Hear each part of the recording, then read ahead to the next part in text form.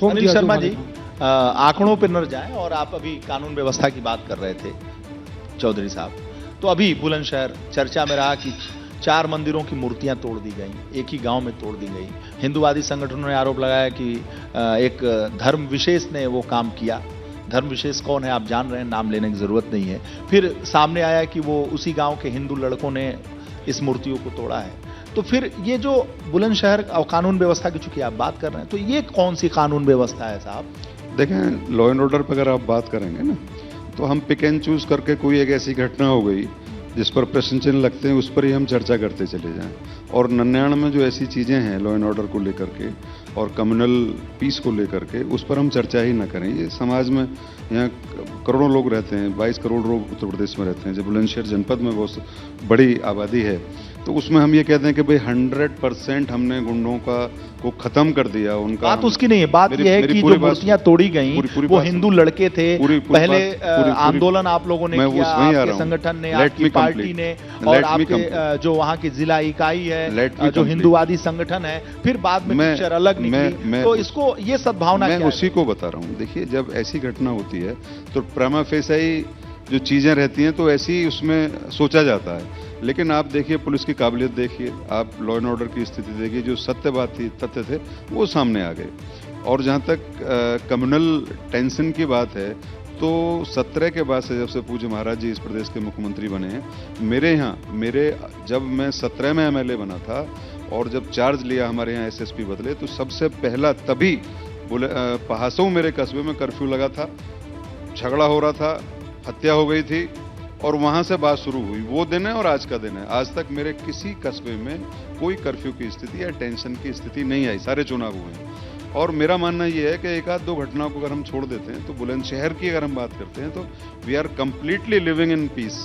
जबकि सवाल देखिए, ये इसे छोटी मोटी घटना नहीं माने। एक खुद के धर्म से संबंधित मंदिर को खुद के धर्म के लोगों ने तोड़ा है, तो ये जो सिम्टम है वो ठीक नहीं जा रहा है। और ऐसे इसके पीछे साजिश कौन सी है, इसके लिए कौन सी जांच की आप मांग कर रहे हैं? जो दोषी साबित हुए हैं, सिद्ध हुए हैं, जो जिनके ऊपर आरोप लगा है, उनके लिए आप क्या मांग करेंगे? सरकार से क्या गुहार करेंगे? क्योंकि भाई एक वर्ग विशेष को बदनाम किया जा रहा था, और जो पकड़े गए हैं, जो आरोपी हैं, नहीं, उन पर बदनाम नहीं किया जा रहा। इस एक घटना को छोड़ दें।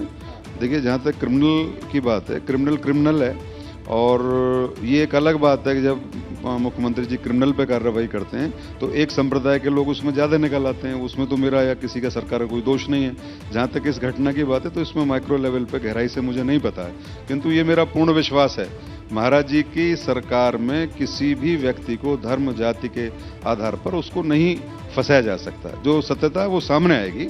Late us wait for the police जो कर रही है कार्रवाई, उसको आप देखिएगा। और बहुत सारे ऐसे मामले हैं जो सुलझे। अच्छा, एक सवाल मेरे मन में नहीं, सबके मन में है। बुलंदशहर देश की राजधानी के इतने नजदीक है, और एनसीआर और सारा कुछ सुन के बड़ा अच्छा लगता है, लेकिन बुलंदशहर के नाम से, नाम तो बुलंद है, शहर के आगे लिखा हुआ है, लेकिन विकास की कोई शहर भी बहुत बुलंद है, एक तस्वीर जो है वो सामने नहीं आती। बहुत सुंदर। जैसे गाजियाबाद की हम बात कर लें, चाहे हम फरीदाबाद की बात कर लें, गुड़गांव की बात कर लें, नोएडा की बात कर लें, वहीं सटा हुआ जो बुलंदशहर है वो एक तरीके से पिछड़ेपन का प्रतीक है। कुछ दिखाई पड़ता नहीं, वहां सुनाई नहीं पड़ता, केवल अपराध के बारे में चर्चा। शायद लगता है आपको गलत सूचना है मानवर। अभी आपके प्रोग्राम इतनी जल्दी में था, मैं बुलंदशहर से आ रहा हूँ, टेलीफोन गया जल्दी आना है, तो हम 45 मिनट में बुलंदशहर से यहाँ आ गए। 45 मिनट में हम बुलंदशहर से दिल्ली चले जाते हैं, खुर्जा चले जाते हैं। अभी वहाँ जेवर एयरपोर्ट जो बन रहा है, उसका पूरा जो प्रभाव है, फैक्ट्री नहीं, रोजगार नहीं, बेरोजगारी है, लड़के भाग के आते हैं। वही 45 जो आपने बताया ना 45 मिनट में पहुंच जाना, तो 45 मिनट में रास्ता फासला तय करके तुरंत दिल्ली पहुंच जाते हैं, वहां रोजगार के लिए पहुंचते हैं, गाजियाबाद पहुंचते हैं, नोएडा पहुंचते हैं, गुरुग्राम पहुंचते हैं, फरीदाबाद पहुंचते हैं। औद्योगिक तरीके से ये इलाके हुए, बुलंदशहर का औद्योगिक विकास क्यों नहीं हुआ? I am not agree with this point. वो कहीं बाहर जाते हैं, दिल्ली जाते हैं, फरीदाबाद जाते हैं, तो बेटर सर्विसेज के लिए जाते हैं। देश तो एक ही है।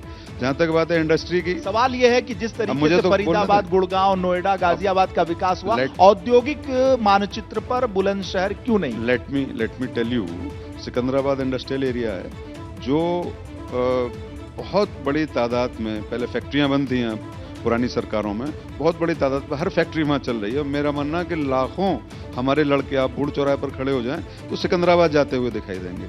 नंबर 1। नंबर 2, दूध प्रोडक्शन में, मिल्क प्रोडक्शन में बुलंदशहर का जो नाम है वो दूसरे या तीसरे नंबर पे आता है। लगभग 30-35 लाख लीटर दूध पर डे जो एक्सपोर्ट होता है बुलंदशहर से।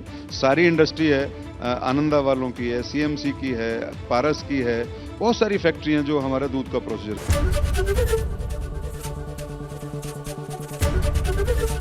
एबीपी गंगा, खबर आपकी, जुबान आपकी।